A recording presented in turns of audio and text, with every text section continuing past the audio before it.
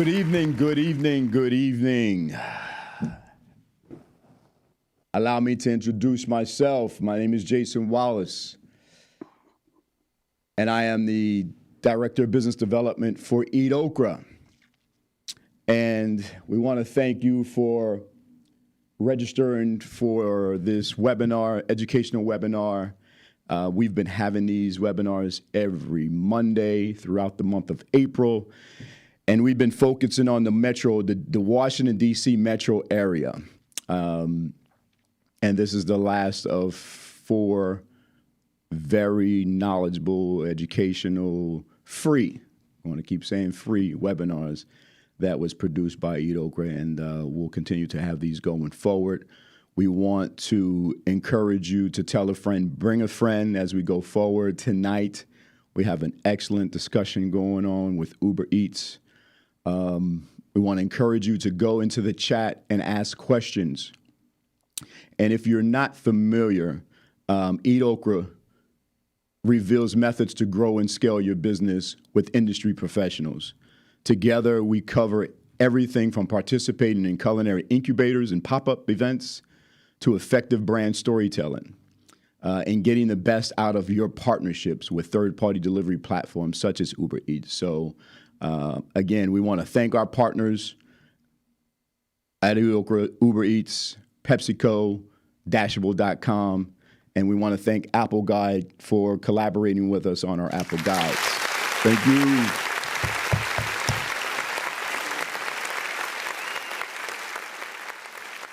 Top of the show, I always like to drop a little commercial. If you are a Black-owned restaurant, food truck, or caterer, and you are listed on EatOkra, please make sure you reach out to Kevin Edwards, our customer success manager, and claim your restaurant. If you have any questions about your membership, you can reach him at kevin@eatokra.com.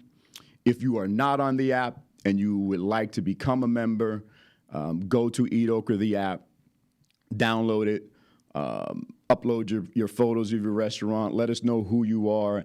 And if you're an individual and you're in a particular city and you don't see one of your favorite restaurants on it, you can upload that information as well. So we just wanted to share a little bit of information about what we do and how we do it. So tonight, in this final session, we have Elizabeth Jones in Cherno Berete.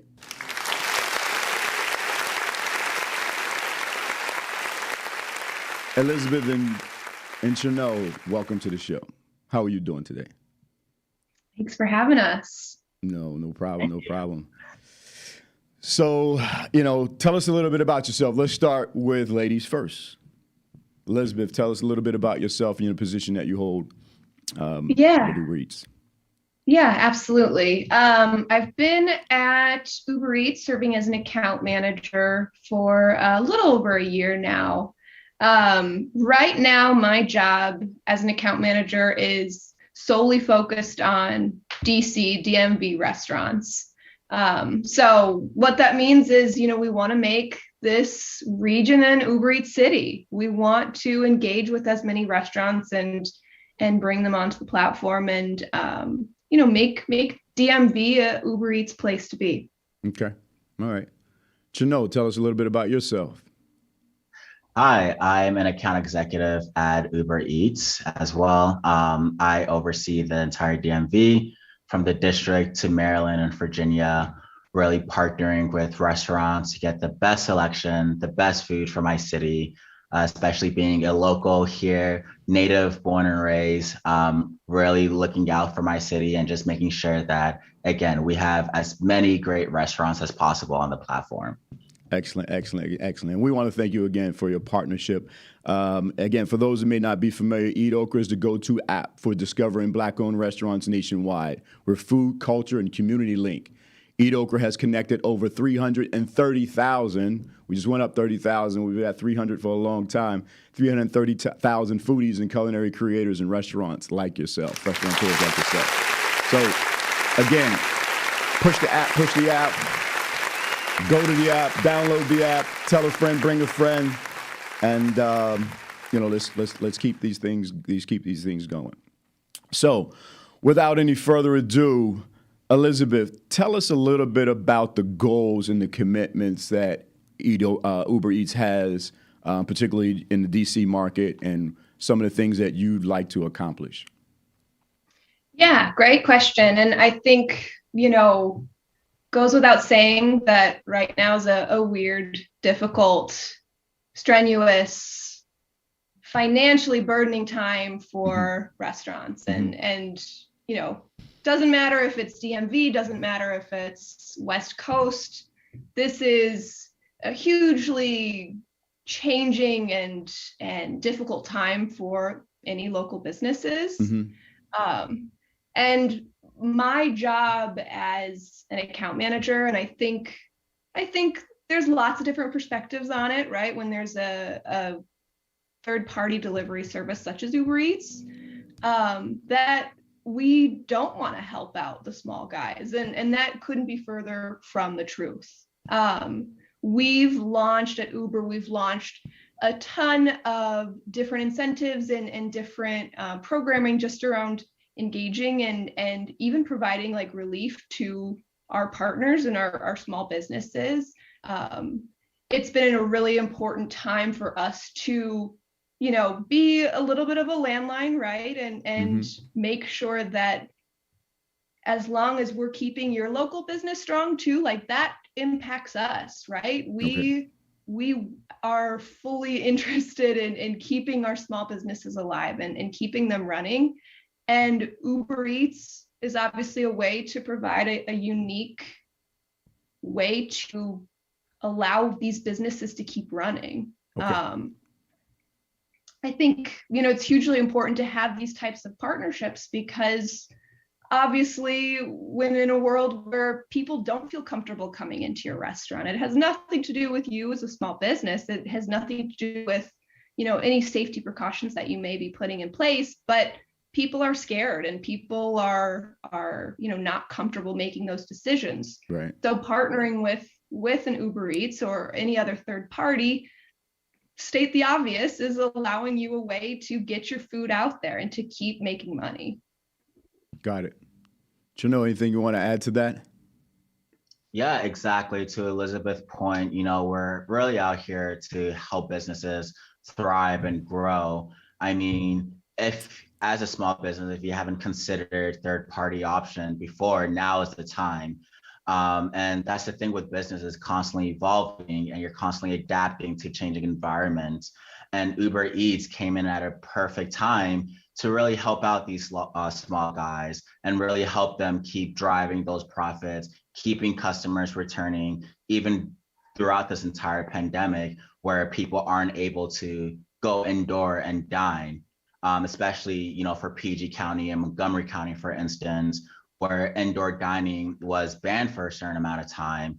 And it still is capped throughout the DMV. So restaurants need to be creative. How are they keeping the lights on? Because those things don't change. The mortgage is still due and the lease is still due at the beginning of the month. Right. So how are they adapting and what other ways are they finding to stay afloat? And this is where really we come in and we assist. Got you. Okay. So ideally, what's the business model for Uber Eats? I mean, are you a third-party delivery company? Are you a marketing and PR company? Tell us a little, let's take a deep dive into, really your business model and the wraparound services that you provide. We're going right into it, Jason. All of the above really is my answer to that. Okay.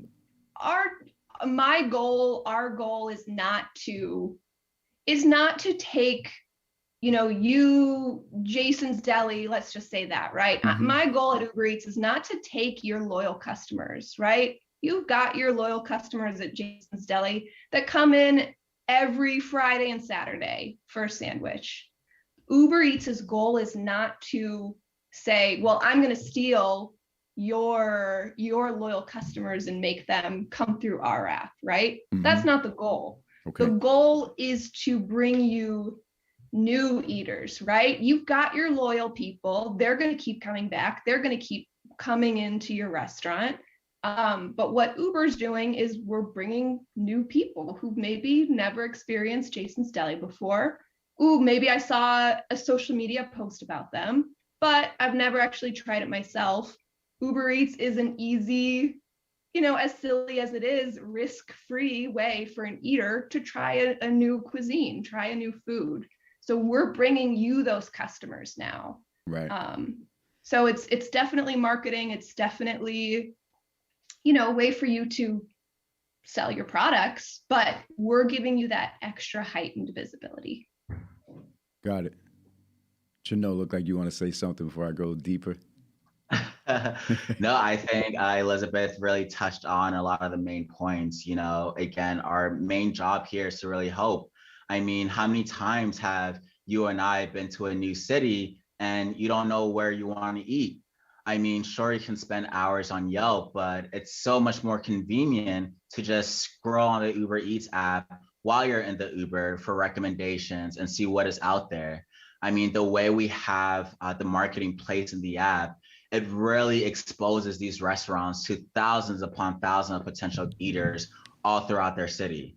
So, I mean, if they're not already considering it, it's something that is a must do. If they're really wanting to, keep their heads up above water and really drive an impact. How do we quantify new customers versus repeat customers, right, coming through your app? And two, in terms of that database, right, that customer information. So who owns that? And as a restaurateur, how can I get access to who my customers are, when they're spending, how they're spending, and all those other matrix that are important in this data-driven world that we live in?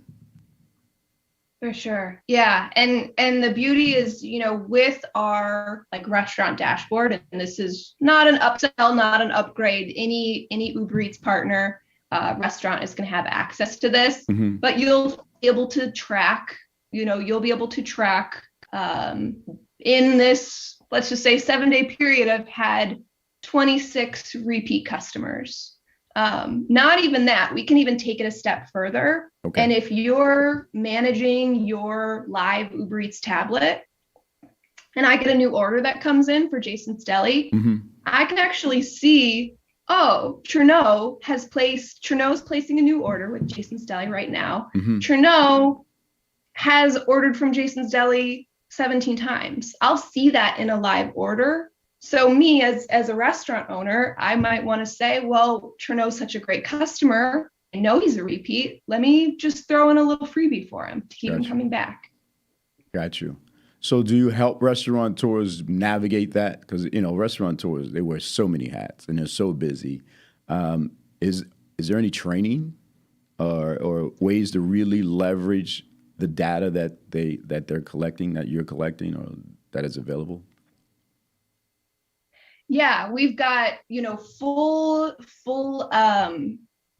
support database, which is a beautiful thing, right? Yeah. Simple as I'm searching for, repeat customers. I can just type in that search word, all these articles will pop up. Right. But it's anyone can access to support guide. That's not the one-on-one training. That's where Cherno and myself come in, right? Cherno, he's going to make sure the entire onboarding experience is going to be great for you as a new business. And then my job as an account manager, and every single DMV restaurant does have an account manager assigned to them. So you'll have this dedicated person, such as myself, who's there. If you want to do a one-on-one training with me and I can show you how this feature works, that is fully in my job responsibility, and my success is your success and vice versa as a new business. Got it. Okay. All right. So when we look at the operator's ability to quantify the return on investment with a Uber Eats, how do the numbers work out in terms of really knowing at what point it's a break-even point for the restaurateur? Because from what I understand, and you could correct me, I don't own a restaurant. So I'm hearing that the rates are like 25 to 30% of the order, and just trying to really understand the matrix behind as a restaurateur. If the average restaurant has a 10% margin, the margins are so thin. How does that work out, and how do you teach the restaurateur how to price things properly, so that they can understand what their break-even point is when it comes to third-party delivery partners? That's a really great question, Jason. So one way we really like break things down with restaurateurs is that, certain things are fixed. Your rent is fixed, your utilities, your staff, those are fixed costs. So those things, they don't change. Whether you have a full house on Monday or you have no customers coming in on Tuesday. So regardless of what we're doing, they still have those certain bills due at the beginning or end of the month. The way we really value Uber Eats is really helping them do what they currently do well, through incremental revenue. Okay. And what I mean by that is, rather than them just having their staff wait around during slow hours, perhaps between 2 and 5 p.m. when the lunch rush is over, and they're still paying them, why not fulfill an additional 10 to 15 orders per hour? So by increasing the amount of orders that they're fulfilling, they're making incremental revenue. What I really do for a lot of my restaurants is we talk about, okay, what are your best selling items? What are your high margin items and low margin items? Really finding creative ways to mix their low cost and high cost ingredients, finding ways for them to cut back, but at the same time, really increasing their output, because this overall is going to increase their bottom line. Got it. We want to encourage the viewers to, get into the chat and ask questions. So what Cherno is explaining in incremental money, meaning that fixed costs, we restaurateurs truly only make money off of fixed costs, fixed and variable costs. So the relationship between fixed costs and sales is it's indirect, right? Sales goes up, fixed costs remain the same. Sales come down, fixed costs remain the same. So it's the variable costs that have the direct relationship with the sales volume that will move up and down. So out of 100 pennies in that dollar, what he's saying is that if my costs and my food costs and labor costs was to say food costs is 30%, it's going to be 30% of $100 that day or $1,000 that day, and those fixed costs, actually the money that they're bringing in through the third-party delivery app, actually goes towards hitting that break-even point on that fixed cost number earlier in the year, right, so to speak, right? So meaning that if I break even by July 1st, then if the variable rate was 40 cents on every dollar and the fixed rate is 60 cents on every dollar, once I know I've paid my rent and all my fixed costs for the year, then that 60 cent or that 40 cent now it becomes profit. So now the sooner we hit that number, the better it is. So that was a great analogy there, Cherno. And can you dive a little deeper into the matrix so that restaurateurs can truly understand how to calculate this? Is there a formula that you have that you can help them with? Or is there a recommendation that they work with a consultant or an accountant? What else are you guys, what do you have, again, in terms of wraparound services that could help the restaurateur understand this? Yeah, great question, Jason. One thing that I really recommend to a lot of restaurant owners is taking a look at their food costs. I mean, if you're paying above the industry norm in terms of food costs, you really need to have a conversation with your supplier. Especially during this time where a lot of food is going to waste, where restaurants may have a surplus of food at the end of the day, and they're just disposing it outside. Why not go ahead and use that opportunity to still feed hungry eaters within your cities? I mean, it's the math behind it is the fact that by them taking on these additional orders, they're increasing the likelihood of people ordering more and more over time. I mean, when eaters come to Uber Eats, they're not just buying one meal or one sandwich. I mean, they're purchasing 2 or 3 meals for either a group or for a couple of days. Right. So this is our way of really helping them grow their average ticket, is because rather than me going to Jason Deli and just buying a sandwich, if I order it on Uber Eats, chances are I'm going to also get some fries. I'm also going to get another sandwich and a salad for that night and that early morning. And because I have such a huge family, I'm ordering food for other people as well. I mean, really ordering through the app and having another form of delivery is really what helps these restaurants grow. Because customers aren't just buying, again, one meal, they're really thinking strategic and longer term. Got it. Yeah, and to even add on to what Trino said, which is exactly, what I would say as well. It's like, let's change how we're targeting our eaters on a service like Uber Eats, right? Let's throw on family meals. Let's make sure we're including a bundled family meal on our platform, because our data on Uber Eats says that people are searching for family meals now way more than they ever have been. So when they're typing in family meals, let's make sure Jason's Deli pops up. And even, again, to take it a step further, let's target people who are going to spend a different amount of money. And what I mean by that is, if we slapped on a promotion for Jason's Deli where we've got a $30 minimum spend on, and free delivery for a $30 minimum spend.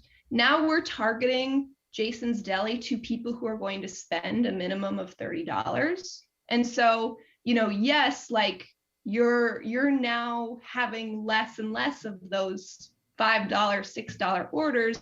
You're making more money because you've set this minimum. So it's kind of like you have to be in charge of like that, how you're targeting your eaters as well. And that's exactly what an account manager is able to help you out with. Like, let's strategically look at how much people are spending normally. Right. And if we're not making heavy enough of a profit, then let's change the game. Let's target a different group of people. Right. Got it. Are there any questions in the chat, Marvin or Kev? You guys see any questions there? Yeah, we got one question from Alicia. Hopefully you guys can speak to this. She says, many years ago, Uber partnered with my former business, Manicures in Motion, to offer Uber Manis for Mother's Day in DC. How would I go about doing this for my gourmet snack company for a promotion in the future? That's really fun, Alicia. This might be a little bit beyond us, just because this sounds like a very kind of specialized type of delivery. If you wanted to like regularly offer your gourmet food and your gourmet snacks, we could definitely, talk about how to do that. If it's for like specific kind of one-offs, like that's super cute. I love the idea of the Uber Manis. That I want to maybe get your information from the EatOkra team and see if there's something strategic that we could connect on. Nice. That's what we do at EatOkra. We connect people with industry experts and knowledge and power and all those things. Great question. Great answer.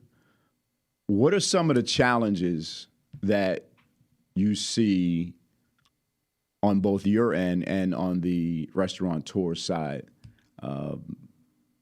particularly now coming up out of a we're being optimistic that the pandemic is pretty much behind us, even though we're still in it. But as we look forward, what are some of the challenges that we need to overcome? Yeah, I think one of the main challenges that restaurants are currently facing as, we're making progress out of this unfortunate pandemic is the fact that they don't have enough workers.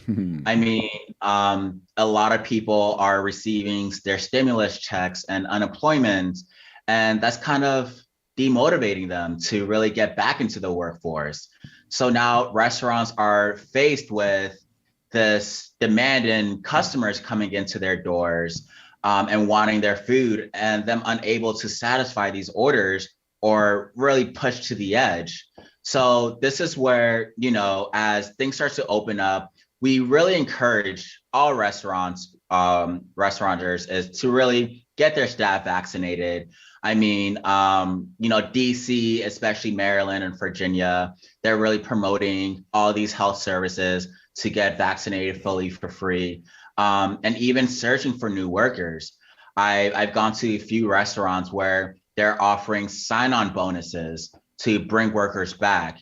And this is really encouraging people to come back into the workforce. So those are some of the new challenges that restaurants are facing, is because at the beginning of the pandemic, they were laying off a lot of people. And now as we're progressing, they need these people to return, and they just need to adapt and find creative ways to really bring back their old staff. Got it. Okay. And to add on it too, from like a restaurant side too, competition on an app like Uber Eats or, Grubhub, whatever it is. Oh, don't say that. The pandemic obviously cut off a lot of ways for restaurants to feed people. And so restaurants, needless to say, the story, look to an Uber Eats for a new route to feed customers. Right. And so, competition on the app, and in a silly way it is to say it, right, is more difficult. Right. So you as a restaurant, you have to be engaged with Uber Eats. You have to be engaged with, you have to be paying attention to loyal customers like Trino, who's ordered at Jason's Deli 17 times. You have to be paying attention to those types of things in a new, different way. Uber Eats, just like anything else in the world, like your Instagram following, it's going to be as much as you put into it, right? Mm-hmm. I'm not saying you have to pay us or there's a cost associated with it, because there's not. But what you do have to do is you have to engage with your account manager. You have to engage with your account executive and lean on them to help make decisions like that $30 minimum, like the family bundles, right? Right. You have to have a little bit of trust in the process that you as a business owner, with all the hats that you have, you're never going to be the best at everything. You have to be, you have to give a little bit and be open to flexibility when, like Trino and myself, right? We've seen the growth and we've seen the success of some of our partners that are on the platform. And it's those types of people that engage with us. It's the type of people that listen to us when we suggest things like our loyalty program or, adding an Instagram feed onto your Uber Eats page, like things like that. That matters for an eater, because now they're interacting with your food in a new, unique way. They're even more interested in trying Jason's Deli for the first time. Got it. What about those situations when the customer's not happy? And is it a restaurant? Was the problem at the restaurant, or was the problem with the driver and the delivery? And even, like the customer is going to view it as a restaurant problem. How do you navigate those waters? Great question. At Uber, we really try to make everyone happy, because the happier they are, the more they keep coming back. Mm-hmm. So in those one-off instances, I'm not going to lie and say that it never really happens. Mm-hmm. Even me, myself, as an Uber Eats employee, I've ordered several times from my favorite places, and there's been issues with the delivery in itself. Mm-hmm. And this is really where our customer support team really comes into play, and they do a phenomenal job at this. When I complain or, submit a concern regarding a delivery, they take care of the customer. They, they're for sure giving me a credit so that I can come back again, behalf, not always on the restaurants, to kind of remedy the problem. And the nice thing is on the restaurant side is the second they accept that order and they fulfill it, they're still getting paid out for it. So if a driver never shows up to the restaurant to deliver the food, the restaurant isn't having to worry about, oh my God, am I going to lose profit on this? Because we at Uber, we still pay them out the second they accept and fulfill that order. On the driver side, we have a very zero tolerance policy when it comes to delivery drivers. I've heard the horror stories of drivers coming in either late or, really in a rush and just jumping to the front of the line. I mean, whenever those instances happen, we ensure that those drivers don't deliver again. In fact, we have a high rating system in which a driver must obtain in order to even deliver for Uber Eats. So kind of one strike, you're out. So, our goal is to really keep everyone happy, making sure that the drivers are earning a good wage, making sure that the restaurant owners are earning that profit for each order that they fulfill. Mm-hmm. And the customer, even if their order does get delayed in those one-off chances, or the order does arrive cold, we make things right by issuing them a credit or really giving them a discount on their next order to make sure things are right. And Elizabeth can go into restaurant manager and how these analytics where these restaurants can view what went well, what could be improved on, what could possibly change to really keep customers happy. Yeah, exactly. It's like, when you, Jason, are managing Jason's Deli. I'm sorry, I keep going back to this. Yeah, I think I'm gonna have to open this deli up. I know, right? It sounds delicious. We got Trudeau as a regular customer.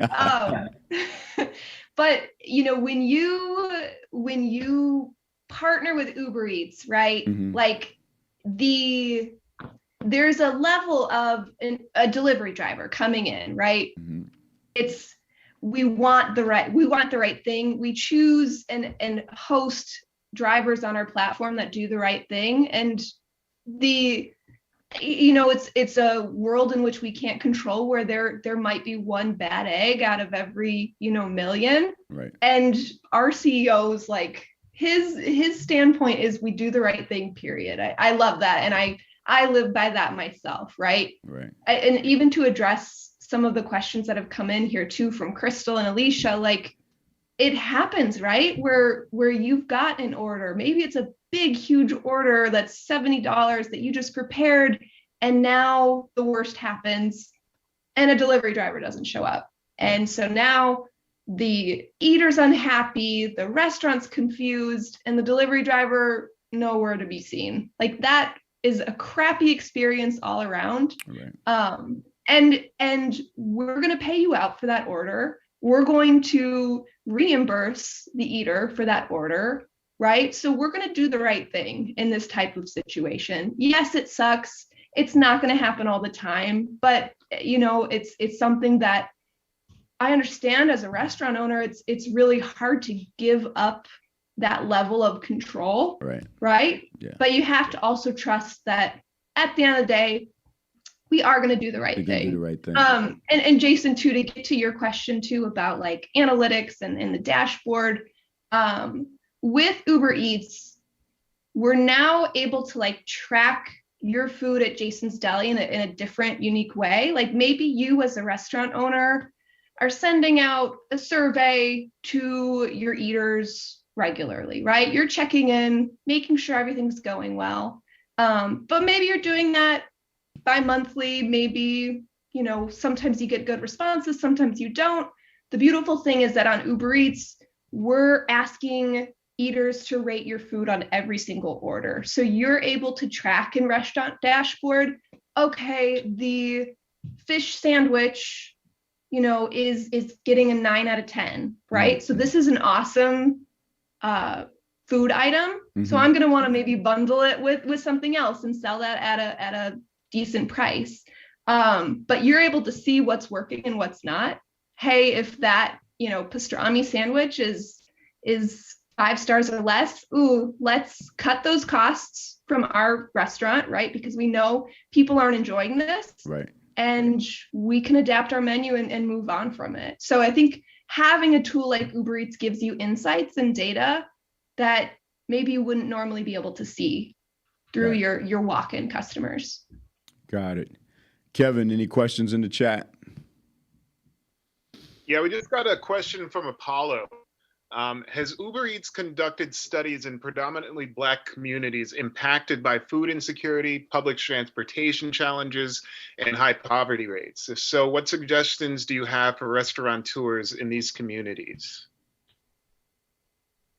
That's Oh, that's a great question. We might actually have to follow up on you on that, Apollo. To my knowledge, not that I'm aware of, I do know that, we have helped out, Black-owned restaurants in the past, where we did like initiatives such as free delivery for them. And I know we are even doing with Uber itself, like free rides to and from vaccination sites. So these are really helping underserved communities where a lot of minorities are based. So those are one few things that I am aware of.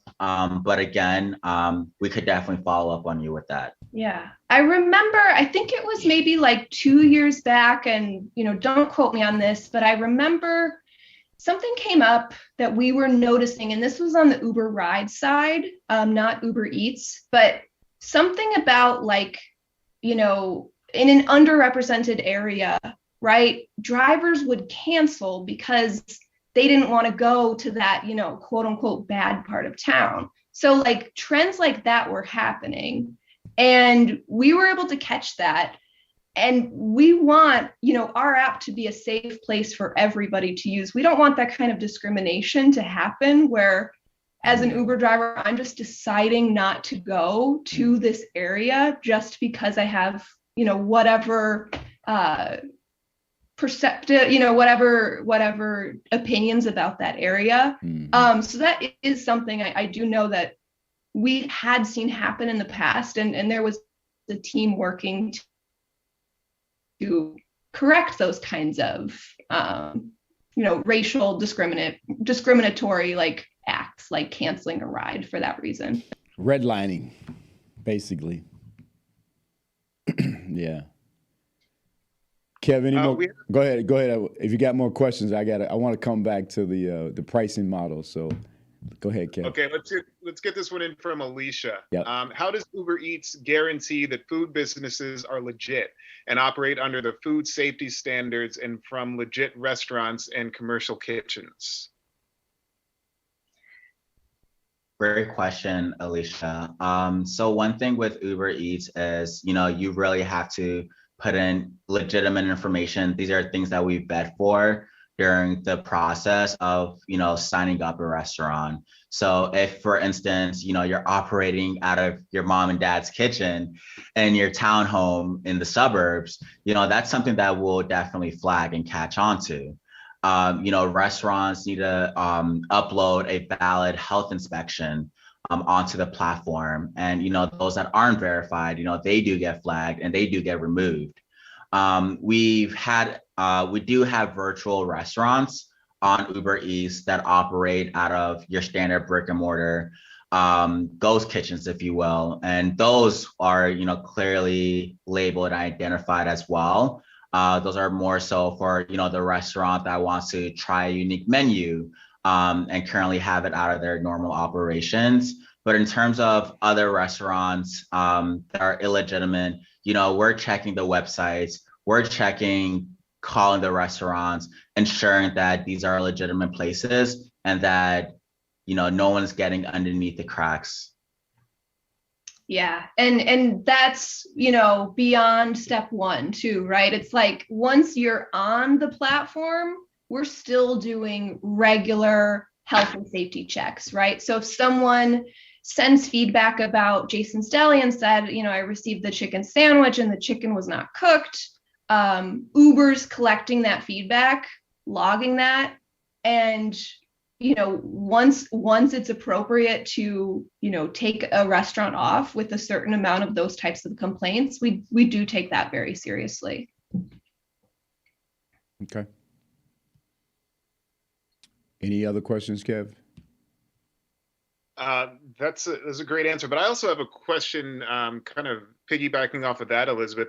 Does Uber Eats have any, connection with, city health standard, guidelines? So in New York City, you have to have like the health department comes in, you get your A, you get your B.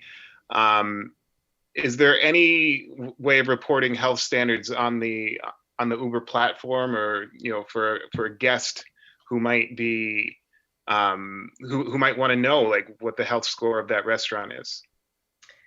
I don't have an answer for that, actually. I know we do things like, right, if someone's vegan or gluten-free, right, we've got those types of search features, and those types of, food safety standards are expected and categorized as such.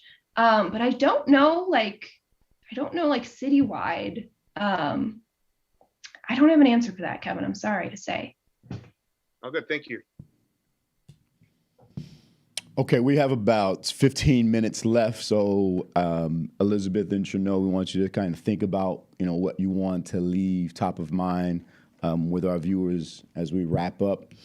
But I want to go back. I want to put this out there publicly, and I want to ask Uber to consider a different pricing model. I know that we're at 25 to 31. Well, do you see that coming down to 20 or 15? You got to understand we're advocates for the restaurant industry, and we already know the margins are slim.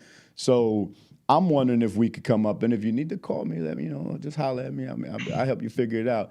If we could come up with a variable rate, right? If we could come up with a margin, a variable rate margin that's similar to a variable rate lease that you would get if you were in a mall, in a shopping mall.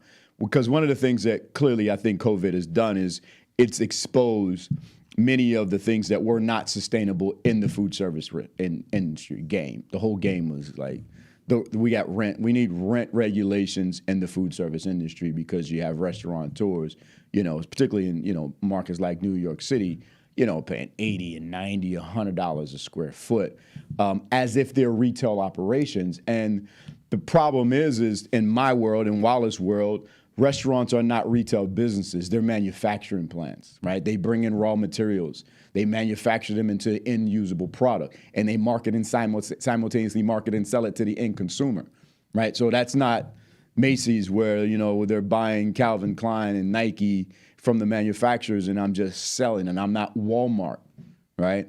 I'm not a Dwayne Reed, right? So we're manufacturing our own products. So I say that to say the model has been exposed through COVID, but as advocates for the food service industry and partners with EatOkra and Uber Eats, like, we have to come up with a better model so that it's just not a flat 25 or 30% or whatever it is based upon the volume.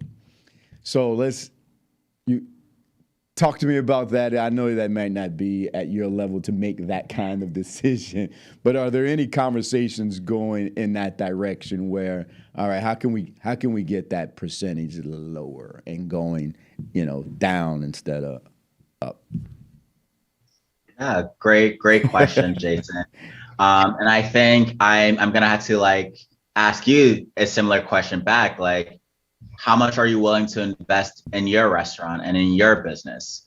Because essentially, that's what we are here at Uber Eats. You have to give to get a little something in return. At Uber Eats, we definitely are not here to make things harder for these restaurants. Mm-hmm. Again, we're really just trying to help them do what they do best, but in a more efficient manner. I agree. And way maximizing that. Absolutely. You mentioned marketing, how a restaurant will have to do that. I mean, think of Uber Eats as the one stop for all of that. I mean, we're literally getting a restaurant owner marketing and exposure within the app, bringing them in more business and driving in those business, and even growing them more than they typically would on their own. I mean, you could definitely spend all day on the block passing out flyers, but how much is that really going to make an impact on your business?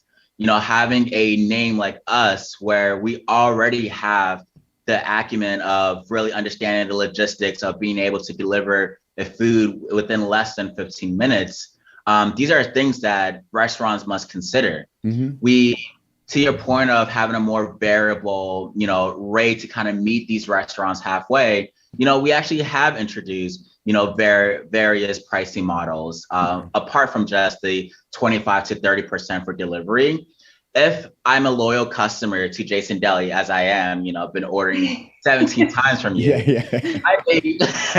I may want to go ahead and pick up the food myself. And one of the initiatives that we're currently doing right now is we waived the pickup fee for these restaurants from the standard 15% to 0% temporarily. So what this is really encouraging people to do is be out, be active, and walk into their favorite deli. If they really want to support that business, they're now going there and picking up the food themselves. And meanwhile, what we're doing in return is that marketing piece. Now you're still able to market your restaurant on our app, but if the customer do decide to pick it up themselves, they now have the option to do so, and that costs nothing to you for the time being. Currently in DC right now, they passed a mandate, capping the delivery at 15%. So restaurants who are in DC proper, they're able to benefit from, having a capped delivery fee of 15% throughout these times. But even for those customers who want to go in and pick up the food themselves, they're able to do so. If I'm a loyal customer to you and you have your own website and it's already in my mind that I was going to order from Jason's Deli, I may just go on your website and I can actually order Uber Eats from Jason's Deli's website directly. And what we've done here at Uber is we've actually waived the online ordering fee from a 2.5 processing to 0% during this time to allow that incoming traffic to still have their food either picked up or delivered directly to them at no cost, because it's already predestined in the customer's mind that they want your food. So really, Uber Eats, if you're thinking about the cost that you're investing in your business, it's really for those customers that aren't aware of your restaurant, that never tried Jason's Deli before, that's never heard of you guys, and they're giving you guys a shot. So therefore, that is what you're really paying for in that delivery fee. Got it. Okay. My closing, my legacy is like exactly what Trino just said. Like, talk to your account manager. If you don't want to pay the 25 to 30% commission fees, right? How about online ordering that is still delivery for literally 0% commission? Like, there are these little craze, and the worst part is that every restaurant doesn't know about them, right? We can allow you to have your own delivery drivers, right? That's going to slash your commission like crazy. You're still going to have the Uber Eats audience. Yes, there's a cost, of course, in associating, in managing your own delivery drivers, but talk to your account manager, tell them your concerns about the fees because they are valid, right? We want to make sure you're profitable. We want to make sure that Uber Eats is a place that you go to make money, but there are all these little creative ways that we want to make sure you're getting as much profit as possible. Like, literally 0% commission fees on online ordering. Those are your favorite. Those are your loyal customers. Right. When someone's coming in and saying, Jason, how can I support Jason's Deli? Right. It's through processes like that. You've got the audience. You've got your loyalty. We don't want to take their money. We don't want to take that money away from you. Right. We want to give them that platform where now Jason's Deli, who before couldn't deliver the food to them, now can deliver the food to them, and it's not costing you anything. It's 0% commission on those loyal customers. So that's just the biggest thing. It's you have to engage as a small business. You have to build a relationship with your account manager, and you have to express those types of concerns because we do have solutions for them. Got it. See that? That's why you need to tune in to EatOkra, because we bring industry experts and knowledge for free. Thank you. Wow. Let me just go back to the chat just to make sure. Are there any questions in the chat before we wrap up, Kev? No new questions in the chat. But we do, Jason, really quick, I do want to give props to Elizabeth and Cherno and the team over at Uber Eats. They've been working very closely with us for the last couple months, and we with them, going from city to city in this Black-owned restaurant pop-up campaign that we're doing alongside with Uber Eats. And we just want to say thank you for your support and supporting the community.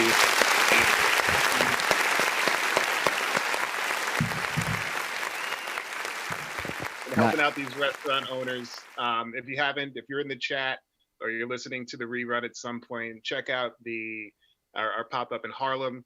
We just went live in DC at the Sandlot across from National Stadium, coming to a city near you over the next year. So be on the lookout. Shout out to Uber Eats. Thank you. Absolutely. Let's get some applause again. Cherno Barrette, Elizabeth Jones.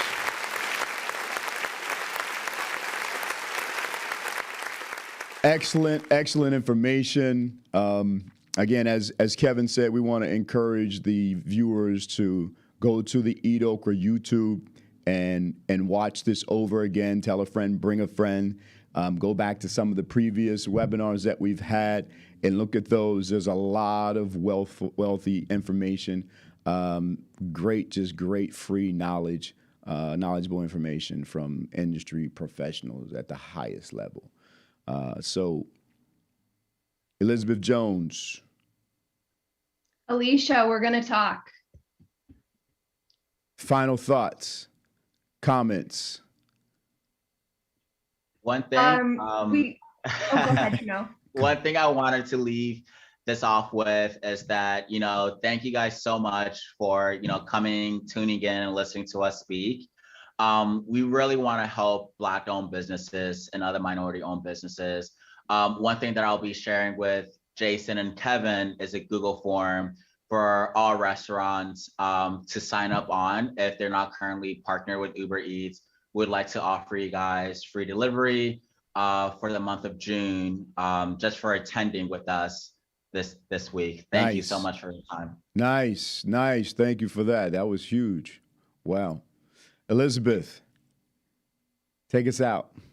Yeah, I mean, the EatOkra partnership is so important to us, and Kevin and team, I've really enjoyed working with you guys. It's all about supporting our businesses. We want the same things. We want to see this industry succeed and come out of this horrible, disappointing time. Let's do it together. Let's team up and let's keep our small businesses thriving. Absolutely. So again, if you are a Black-owned restaurant, get listed on EatOkra, the app, today. If you have questions about your existing EatOkra membership or about how to become a member, make sure you send an email to Kevin at EatOkra, Kevin Edwards, Customer Success Manager, Kevin at EatOkra. And again, Elizabeth and Cherno, we want to thank you for wonderful information you've shared with us, taking the time out. We'd like to thank, again, our partners in crime when you're talking about EatOkra. We have Uber Eats, we have Dashable.com, we have PepsiCo, and then we have the collaboration with Apple Guides. I'd like to thank our co-founders, Janique and Anthony Edwards Jr. Let's give them a round of applause. EatOkra team, Brittany Harris, Kira Houston, Naja Aziz, and Kevin Edwards. My name is Jason Wallace. We thank you for attending. Enjoy the rest of your evening.